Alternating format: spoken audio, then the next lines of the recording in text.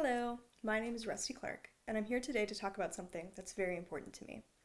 Two of our most important and crucial assets are in danger right now: the natural world and future generations.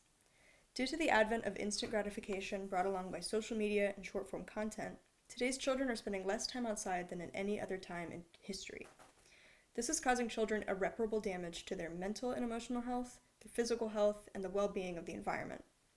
On average, children spend 50% less time outdoors than they did just 30 years ago.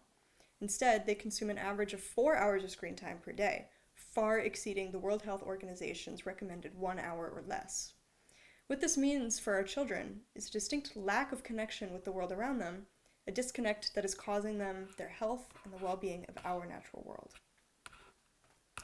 Cognitivism, first coined by Swiss psychologist Jean Piaget, theorizes that learning occurs in 4 distinct developmental stages: sensory motor, pre-operational, concrete operational, and formal operational. Within these stages, children's brains grow and they become biologically prepared and ready to receive new information. Information is absorbed through 2 main processes: assimilation and accommodation.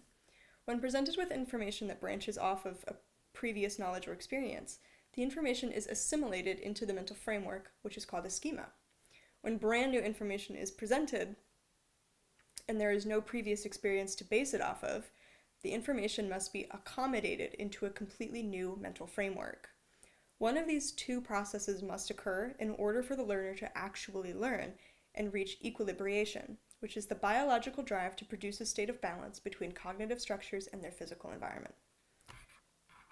So, using a cognitivist theory, my idea to implement my big problem and to create a solution for my big problem is to create a set of guidelines about what kinds of activities children can and should engage with at different developmental periods.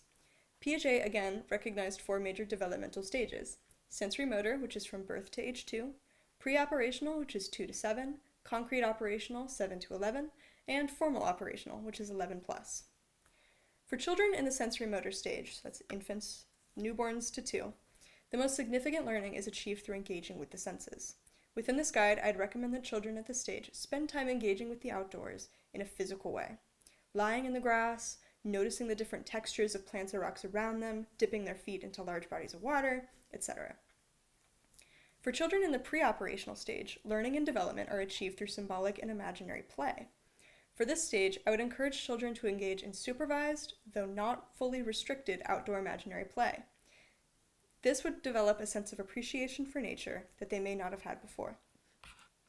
For children in the concrete operational stage, learning is achieved through hands-on engagement and language. For this age, I'd recommend that children create their own experiments and observations about nature, noting the time of year that leaves change color, experimenting with a garden and different variables like sunlight and water, watching the behavior of backyard animals over a period of time, etc. Finally, in the formal operational period, learning and development is achieved through complex and abstract thought. For this period, I would recommend that students engage with nature in a more personal way. Encouraging students to sit outside without their phones or screens and observe the world around them as a stress-relieving method could help foster that development and appreciation. For my plan to work, I will need access to the Virginia School Board's curriculum to begin these changes. I'll also rely on the help of nearby parks and outdoor recreational areas to help foster this love and appreciation of nature. By teaming up with the Virginia Department of Education, these parks will not only see a ripple effect down the road of increased interest in the parks, but will also see an immediate boost in the number of people visiting the parks on a day-to-day basis. To be able to implement my proposal, I am calling on the Virginia Department of Education, as well as the Virginia Department of Parks and Recreation, to create a more nature-based curriculum that both promotes outdoor-based educational resources, as well as integrates the significance of child and nature interactions. I believe that with your help, nature deficit disorder can be eradicated.